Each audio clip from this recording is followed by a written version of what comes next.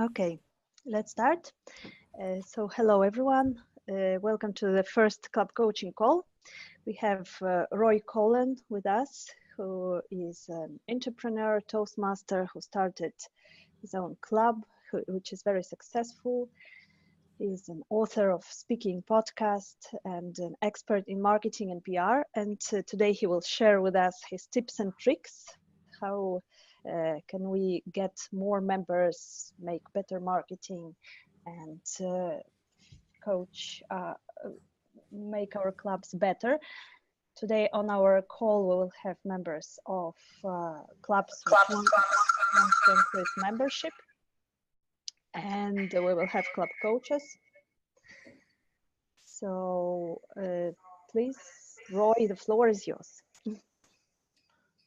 Thank you. What I was actually trying to do there is turn on my iPhone as well so that I could actually see the screen if there was any chat. So thanks to everybody that's come on. What I'm going to do is just go through the topics that we mentioned, and if you have any questions, just write them. Perhaps Elena, you can just let me know, because all I can see at the moment is my own screen. So if there is a question, just let me know, because I won't Yeah, be able to see it. Yes, I will tell you questions when they appear. Okay. So yeah, I'll just start off.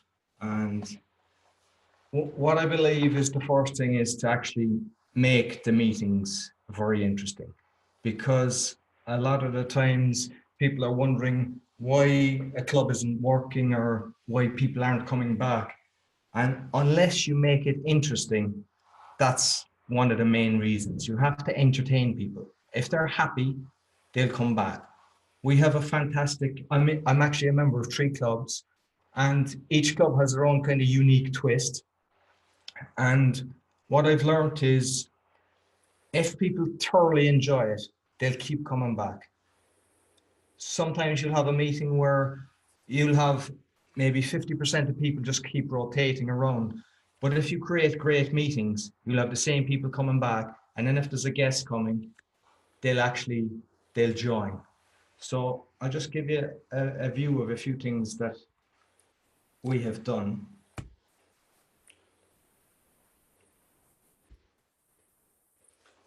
So when you have a Toastmaster, what I suggest is know which Toastmasters are actually going to be for the next month. So plan your Toastmasters for the month ahead, so you know 4 weeks or 5 who the Toastmaster is going to be, but also ask them, what is the team? Then, by knowing the team, you can actually advertise it. So whether it's something like that, you could say it's a Mexican team, or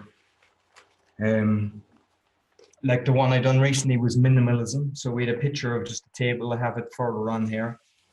And then you create that in all your marketing. So for example, a Meetup is actually very good. I've been using Meetup now for a year and a half, and we've got a lot of members that have come and joined because of Meetup. So if you're not using Meetup, I highly recommend you use it. It's about, I think for 6 months, about $48. And I think it's money well spent, because what you can do is create the team in the city that you're in and put the picture. For example, if it was minimalism, we'd show the picture and say that that's the topic, or productivity or whatever, and just be like, a lot of times it can be sport. So we've done ones on golf, we've done ones on squash, and on sports that most people, some people mightn't play, but that creates curiosity. And it might just get one person just to come because of that team, and then realize these meetings are actually very good and I can benefit from it. What you can see there is the photography that you use as well is very important. I know not all clubs use an eye counter, but this was one where the eye counter, and I took that picture because he wanted to be totally focused in what he was doing. But that created a picture that gained attention. And like, I would suggest is get everybody involved in the club. Like the PR isn't just the one person, the VP of PR. It's actually everybody. Because if you take decent pictures, and like I would recommend get 2 or 3 people to be taking the pictures, so you get it from different angles and everything.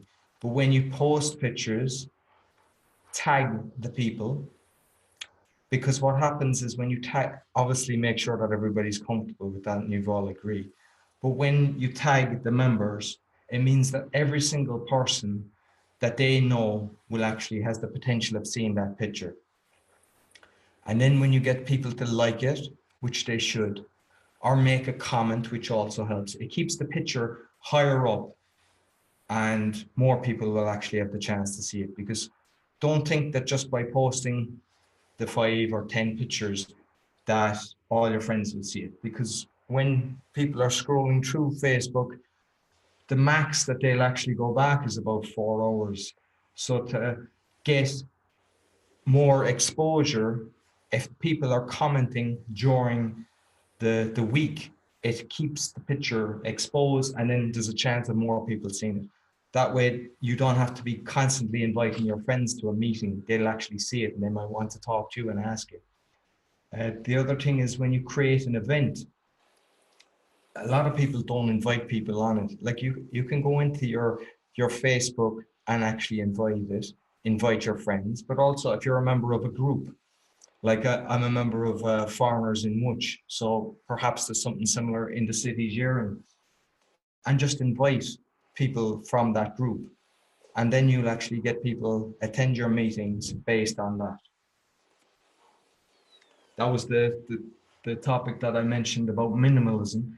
So we created the event with a picture like that, and then just everything that we done was similar. So the Instagram, the Facebook, all had that picture and it created interest and people attended because of that. Another thing is celebrate. Like this was the speakers of which second birthday. So we brought in a good speaker and we had a different venue. And previously for the first anniversary, we also had an event in a different venue. So try to celebrate your anniversaries and do it in different locations. Try to bring in speakers and it just creates a curiosity and more people will get exposure. Like this was done in a business hub. So there was people that actually were working there that have seen the club because of that. And that can help as well. There'll be times when you won't have the 20 or 30 people at a meeting. You might have 8. You can still do a nice picture. Like that picture shows that we're having fun and that it was entertaining. So you can create different type of pictures, because sometimes what people are doing is they have the exact same pictures the whole time where people are just lined up standing there. And you must think of, if you're doing this to get attention from people that aren't members, make them entertaining pictures. So like do a picture of people doing speeches or as they're doing the different roles, because sometimes everybody does their own little quirky bit and might do something unique. And if you can capture that in a picture and post that, then that can attract people just out of curiosity.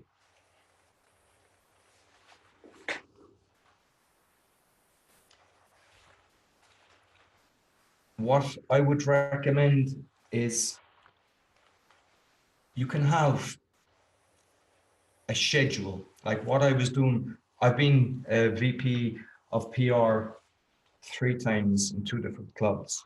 And what I did is I had an Excel sheet and I had a date, all the dates and what I was going to do. So there's different things you can actually do that will get people's attention. For example, introduce the members. So perhaps once a week or twice a month, introduce the members to the open Facebook group, and you do a picture as well as a profile of who they are. Because, for example, somebody might be working in a certain corporation, and because a person might be interested in making a contact with that business, might attend the meeting just to make that contact, and in turn end up liking the meeting and might join. Also, like if you put, sorry,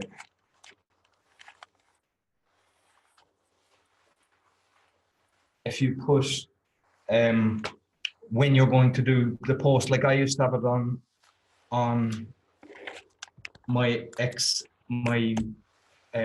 Google Calendar after the meeting, post the pictures and the different things I was going to do. So I didn't leave it up to chance. It was always coming up as a reminder.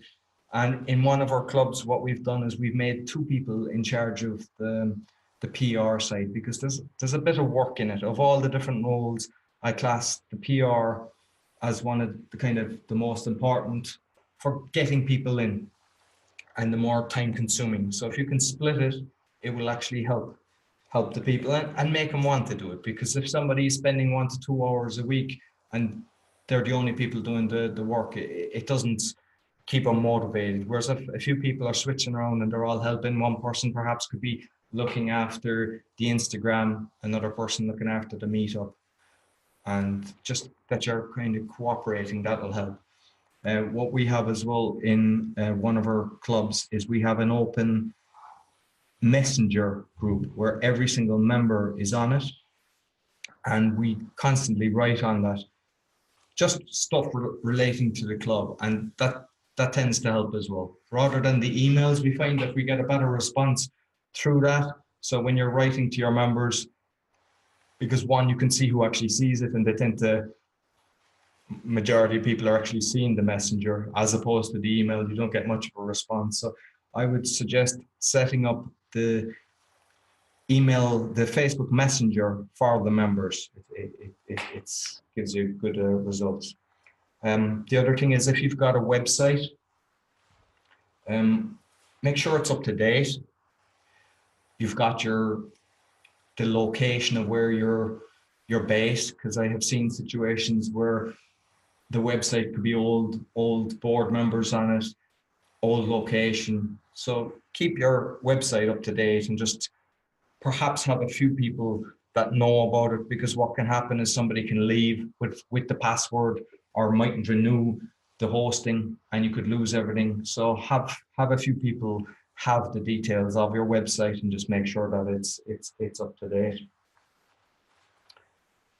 Your format of your meetings, I would, like, you can go into Easy Speak and change the format, because like some people, they have the exact same kind of meeting every week. And I think if you can alternate it, or the way we do it in one of our clubs is we let the Toastmaster determine what he wants to do. So he makes the rules. So if he wants to have a 1 hour meeting, or if he wants to have 3 speakers, or just totally twist things around, he's allowed to do that. And that kind of creates the meetings to be more interesting as well. That every week it's not the typical, you have your 3 speakers, your 3 evaluators, table topics, and then your evaluators. And it's good to actually have a changing around, can make it a lot more interesting. In your Facebook group, because majority of you have Facebook groups, make sure that your members go in and give a positive review. Don't do it all at once. Like, don't do it all today that 10 or 12 or 20 people go in and give it a 5-star rating. But do it over the space of a month to make sure that your members give it a good rating, because then it'll get seen more and it just looks better if somebody goes in, if they're just curious and they see, oh, this has got good rating. So if your members, obviously they should like it and enjoy it if they are a member. So by giving it a 5-star rating with a comment, a genuine comment, it will actually help you. I have club officers here. I think it's an important, sometimes what can happen is when people get elected to the board, positions can go to their head and they try to start dictating how they want things done. And one thing that I always do, I always ask people when they arrive how they found about the meeting and where they heard about it. And I make note of that so that I'm tracking my marketing. At the end of it, I find out if they liked it. Make sure that your vice president of membership has a sheet or a follow-up. If he's not there, have a backup, because what can happen is you'll have a membership person who mightn't attend half the meetings, and then nobody takes control of it. So you should always have somebody that's looking after the membership. But the other thing is, when people leave, I ask why. I have a good relationship with the majority of people in the different clubs, and it's important for me to know why somebody doesn't come back. I mean, a lot of the time it could be because of family, a new child is born, or work commitments, or they've moved to a different city. But there's been plenty of times where it's because of a clash of characters. And if you track that, you might get a pattern. You might lose 6 very good members because of one bad member. So you should always track it and know what's going on, because perhaps it's better to try to get rid of the person that's making people to leave and keep the good people, instead of just letting it continue, because your club will just go down the wrong direction. So my advice to all of you is find out why people are leaving. And the other thing is, like when I formed one of the clubs, I contacted plenty of people that were members before and just disappeared. And I told them what I was doing and were they interested in joining. And I got plenty to actually come back. So sometimes people just take a break in their careers, or just it's not the right timing for them. They've had enough. But maybe 6 months later, 2 years later. So try to find somebody that's got a good relationship with them, or if not, just that you'd have them on the database, and perhaps even just say, if you don't have enough speakers, if you're a club that's struggling and you might have 8 to 12 members, you might reach out and say, listen, we're trying to make our meetings more interesting. Would you mind coming and be a speaker or be a general evaluator? We'd love your input. If they're experienced, and because of that, they might actually join again. So it's worth reaching out to your existing database of past members and try to see, can you get them back into the system.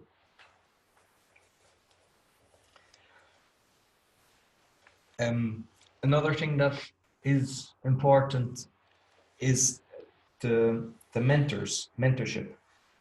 I've heard of people that have been in the club for 2 years and never had a mentor. And there's other times a person can come in and just ask straight away, I'm looking for a mentor.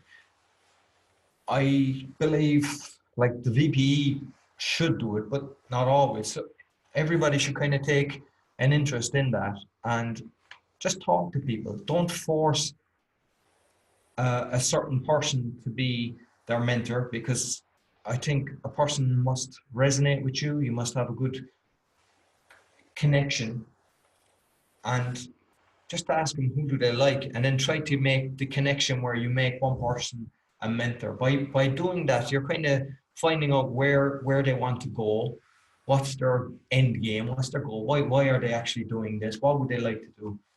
And I think it gets them to stay there longer, and by helping them, you'll make them feel more comfortable, and that way your members just keep growing, and you're not losing every 6 months, you're not losing 50% of the people that are there. If just getting back on the marketing side, if you don't have that many people there, what we do sometimes is put the timer on the camera. So if there's 8 or 10 or whatever amount of people you have there, set up a tripod or put your phone resting against the chair and put a timer. It looks more because you've an additional person in the picture, as opposed to one person from the members taking the pictures. So a small little hint that just because when people see it, they go, oh, it looks fairly busy, or it looks good.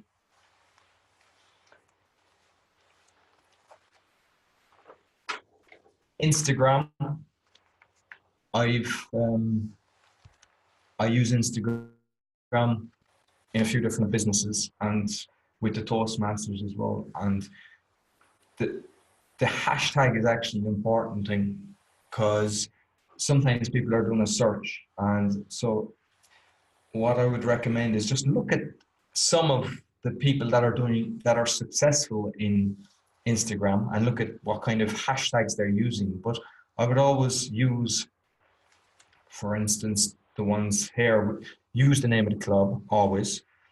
Use Toastmasters, Toastmasters International, the country you're in, the city you're in, public speaking, communication. So when somebody's doing a search, they can come across it that way. And just make sure that in your Instagram that you have linked to either your Facebook or your website, so that if somebody is just happens to stumble by it, that they have a follow-up way of connecting. And the other thing is make sure that your members that are on Instagram connect, like pictures, and start following. It just makes the numbers look bigger and better, and it all helps.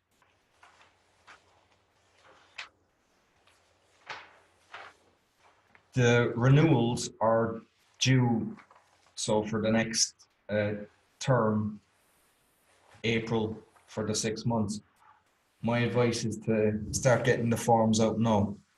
Start getting the people to actually rejoin, because when you're at the meetings, you can actually mention it. Oh, we've got already named the people, perhaps, so thanks for renewing. And just by others knowing that they are renewing, it kind of encourages them. So I've seen that working very well, where you're kind of asking a certain, are you renewing? And because they're coming to the meetings, it just makes them do it. Because I've also seen the opposite, where people wait till the very last minute to start looking for the fees for the 6 months. And you can start losing members because people just kind of decide in the end not to bother. So I think now is the time, if you haven't done it already, to start getting the vice president membership or the treasurer to send out the details on the renewal and try to get the people to start renewing. Another thing that I've done a few times was the moments of truth. And when you've got members, it's not brilliant to do that if you've got a few guests, because it's quite boring for them, they don't know. But if you've got your consistent membership and there's no guests there, do the moments of truth, have the forms there and fill it out. Be totally honest. And you get some ideas of what's wrong and how you can improve your club, because everybody gives their own input. But if you see that there's a few people saying things about a certain item, so if you're not familiar with the moments of truth, just go into the Toastmasters.org, and it's one of the projects, and it's the special series speeches.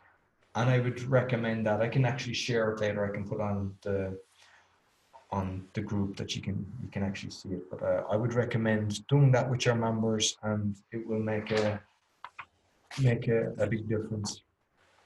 With your officers as well, is make sure that they know what they're doing, that they know their roles, because a lot of the time the officers can come in, you can have area training, and depending on how well the area training is conducted, which can vary, they mightn't really know exactly what they should be doing. So there's a booklet that will tell you, but I think make sure, just talk to them. And the ideal is when you've got somebody who's done the position very well. So like for me, Justina Shuminska used to be the VP of PR, and then I took over from her, and she explained it exactly to me what to do, and I was able to copy what she was doing and then add my own, tweak my own thing to it. Sometimes that's not always the case. You might get handed the reins from somebody that hasn't been doing it so well. So try to, if you can, reach out to other people, other clubs, and find out who's doing it very well. You know, reach out to area directors or the district director and find out who's actually, doing the PR very well, and just copy them, see what they're at, and do that.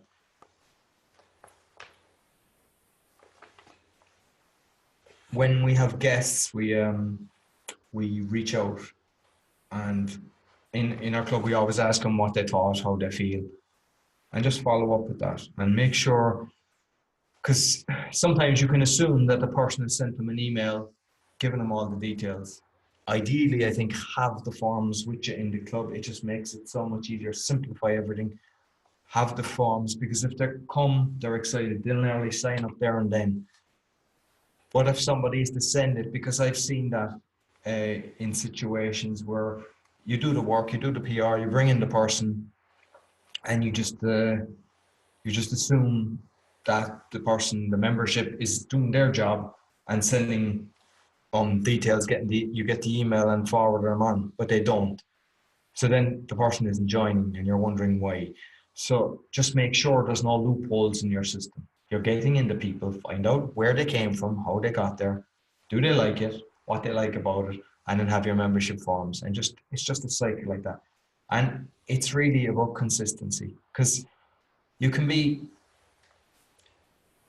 do these things, for a month, but if you do your meetup every week, if you do post the theme of your meeting straight after the meeting. So if your meeting is on a Tuesday, Wednesday at the latest, you're posting your next meeting and you're getting people to start inviting and everything, as well as posting the pictures, and just consistently doing that. You will slowly but surely start getting more people coming along, and then track your conversions. If you're getting 2 guests or 3 guests, but nobody's joining, you need to find out why. So whoever invited them, try to find out why. And that's why I spoke at the start about having entertaining meetings. Perhaps your meetings aren't that entertaining, and start figuring out what you can do to actually get the people to start joining.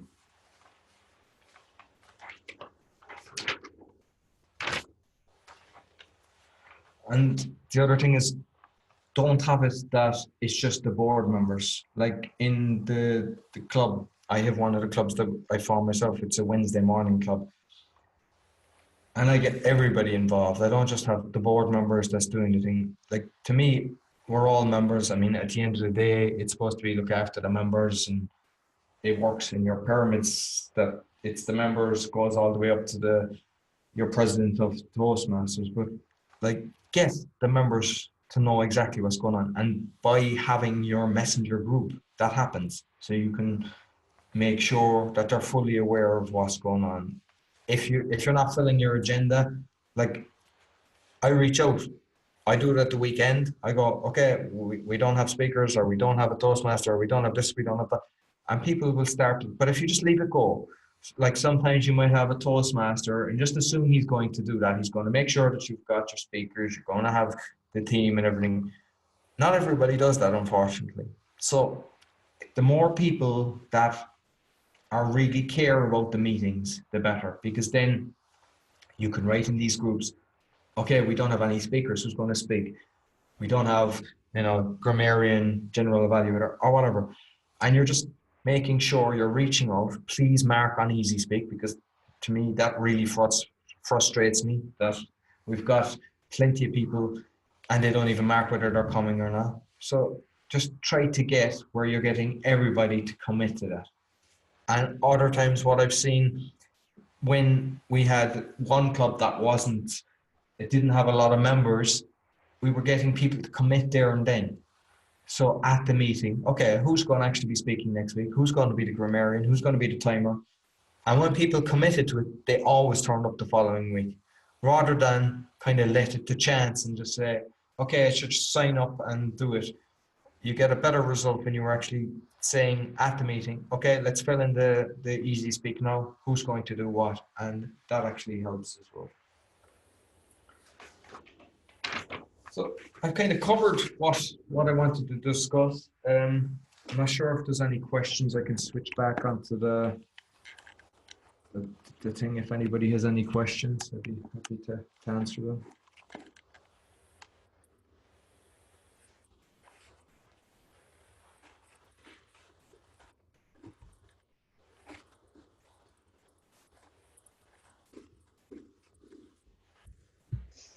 Now, if you want, you can unmute yourself or write something in the chat box and ask a question.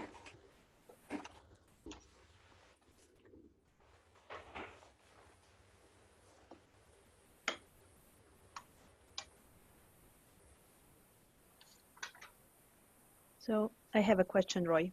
Mhm. So what would you recommend? Because you mentioned lots of useful things, which are great. I actually made lots of notes. So what would you recommend to a weak club which has not so many members and has not enough members to make enjoyable meetings, and they cannot do several things which you're mentioning just because they are short on people. So what would be the first steps to get it going? Well, it depends on which city they're in, because sometimes you might have a few different clubs. So it's like what we do is we all promote each other. So that's one thing that you can be doing. So you could invite the other club, like you might have one club that's doing very well, and you could invite one of them to come and do a speech or be a general evaluator, and just get a few people to come and help you if they're on different times. The the meetup, I would think, is probably one of the better ones, but just make sure that this is an important thing, is make sure that every member registers on meetup. Because I had a comment one time, because I was doing the meetup and I've always marked that I'd be attending, and a guy mentioned it was at a Christmas party. He said, I came, but I thought it was only going to be me and you, because there was only the two of us logged on the meetup. So make sure that the rest of the members mark on the meetup that they're going, because then strangers who know nothing about the Toastmasters will say, oh, there's 8 people, there's 6 people, or whatever. This might be interesting. So just make sure that everybody marks in the meetup that they're going to attend. And like, if it's a smaller club, like if you're meeting every week, maybe for a while, do it every 2 weeks. Because if you're, just find out what works for the members, get everybody to sit down and talk and just work out together what works the best. And another thing, and I didn't mention it, is I've been at a few meetings that I like to kind of be punctual with the time. And there's been times where some of the meetings, like typically a lot of the meetings here, they'd be 2 hours, but there's times where they would stretch on to 2.5 and even longer, 2 3/4. And I think the Toastmaster should be really cautious of that and work it out. So if you're a smaller club, that's not going to be a problem. But even if you're saying it's an hour meeting, don't go from an hour to an hour and a half thinking it's okay. Because remember that if you've advertised it for an hour, somebody might have a meeting afterwards or plans, and they might be too embarrassed to get up and walk out of the meeting, but they mightn't come back because they think, what, you're telling me this meeting is going to be an hour and it tends to be an hour and a half. So I would try to stick with your agenda. When you say it's going to be a certain time, stick with that.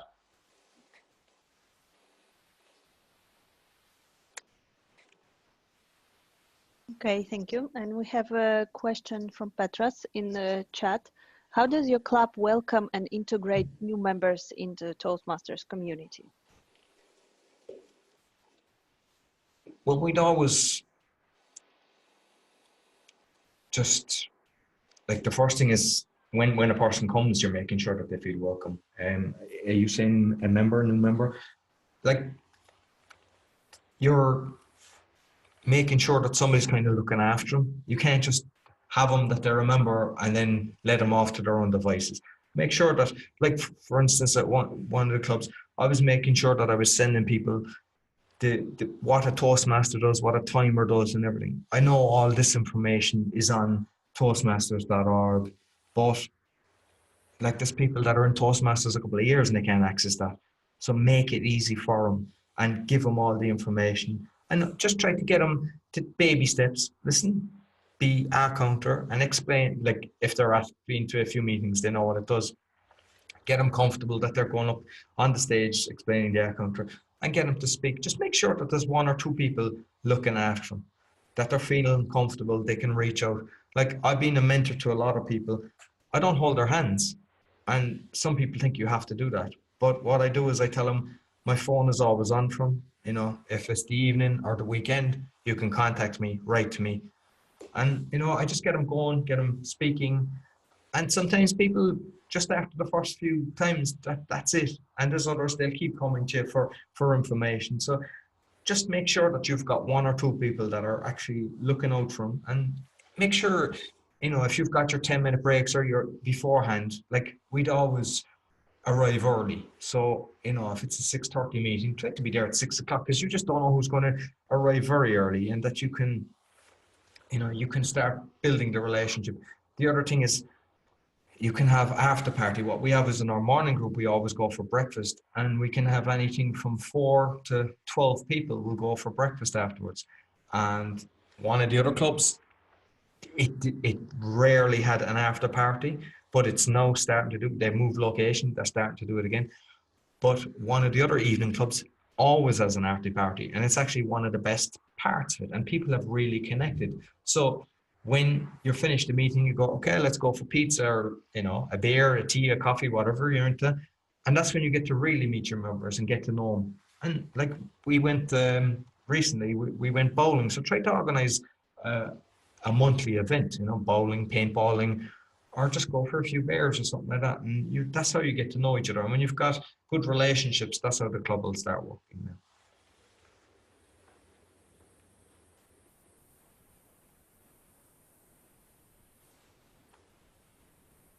Okay, thank you. Do you have any other questions?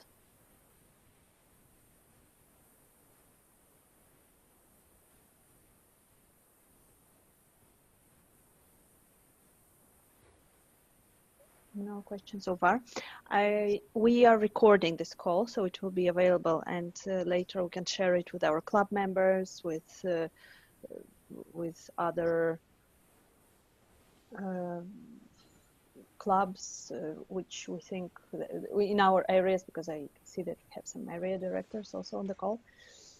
And what I wanted to suggest also is maybe we can start a group, a club coaching group on Facebook, for example, closed group, where we can share our tips and tricks. We can share this call and the notes, few tips from this call, and maybe everyone can also share something which worked for them. I don't know, what do you think, Roy? No, I think it's great. And like I had mentioned previously, as well as like what you can do is have like an Excel sheet, a Google document that's shared, where you're putting down the dates. Meetup is done, Facebook. So we're being accountable to each other, and by just showing it, and then you can show how many guests you got, how many members, new members, and you will see just by actually writing that by whoever's consistent and just constantly doing the marketing and just constantly, having the Toastmasters, their members will start increasing. And like I'm in mentor groups, like mastermind groups, and even though nobody is doing the different things for me, what I'm doing, and I'm running a few different businesses and everything, the fact that I'm accountable and I've put it on paper on an Excel sheet with the rest of them, it makes me get twice, if not more, done a week. And I think this might actually work as well for some of the clubs, because it's easy to do, but it's also easy not to do. So if you're interested in doing that, if you want to commit to that, we can create an Excel sheet on Google that's shared, and we put in the details. I'll create a kind of template, and we just add in the different clubs and just do it weekly. And you will see, and like you mentioned, have the Facebook group where you're sharing ideas, because they're just mine. Every club, like I see some people are doing kind of like moments of truth where they're introducing members on live video. We've done recordings live as well. And sometimes you see 1,000 people have viewed these videos. Whether it leads to members coming is unknown. The only way you do that is constantly track your marketing. Just ask. Where did you hear about us?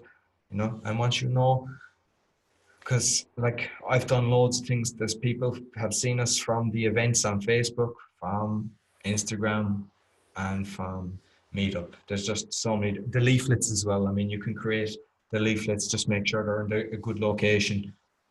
Like if you're people working in corporations, put them on the notice board or something like that. If make sure that it's okay with the company, and that'll help as well. You get people come with just through leaflets as well. By the way, our district is printing leaflets in English, Polish, and Lithuanian, and we will send it out to division directors. So your area directors will probably get you some leaflets on their club visits. So you can expect more marketing materials in the nearest future.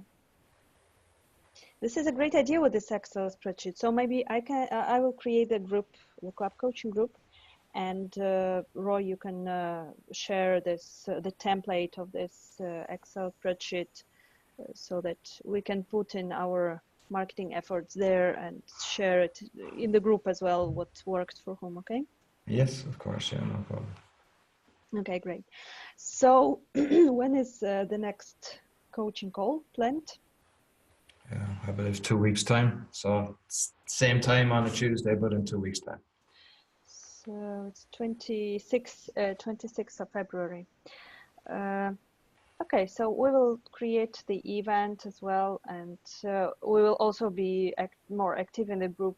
So meanwhile, we will. There is a question. Can you get Lithuanian leaflet PDF sample? We can print and share it in our event tomorrow. In PDF, I'm not sure, but I can send it to you. Yes, write me your email, and I will share it with you. So, as to the next coaching call, I don't know, Roy. Do you have any ideas what to discuss at the next call? Like we can follow up on some of the stuff there. We create the book, but if anyone has any questions, just reach out to me. You can connect with me on Facebook. Okay. I might actually explain it as like because you mentioned about the podcast. If somebody in the club wants to do a podcast with me, I can do that as well. It'll get you some exposure. I mean, as you've seen yourself, because you done one with me, and a lot of people reached out to you. So some people can actually join based on because they're curious when they see a podcast and they'll see it on the Facebook, and it might be another form of advertisement. So if somebody wants to have somebody from their club to be on the podcast, I welcome them. There's no problem there. I can do that as well. Yeah, that's an interesting idea, and we also can discuss more on moments of truth, for example, because it's very useful tool to also find the loopholes in how club is doing. Yeah, we might do that actually. We might go into that in more detail. I'll have it because I know I have it printed out here somewhere, but I didn't have it handy. So I might go into that in more detail because I definitely found that it's helped me by actually doing that in a few of the clubs. Yes, yeah. And actually, I was recently doing moments of truth in the club, also with the participation of guests, and it worked great because we divided in groups, members, new members, and guests, and every group had an officer and a guest, and they shared different perspectives, and it worked great because guests noticed something which members do not notice anymore, like the entrance to the building, or the number, which floor is the meeting at. No, definitely. I've heard that so because we just get so used to going to a place and we forget. And someone coming in, especially if it's a big building, we just take it for granted. So if you can have signs outside, put it consistently on all your things, like have the map shown on your website, have the map on your Facebook, and it all helps. Yeah, absolutely. Oh, good point. Okay, Roy. So thank you very much for this call, and we will get back to everyone on Facebook in our group, and we will share the recording and the notes from the call. Okay. Yeah, and thanks for everyone for joining.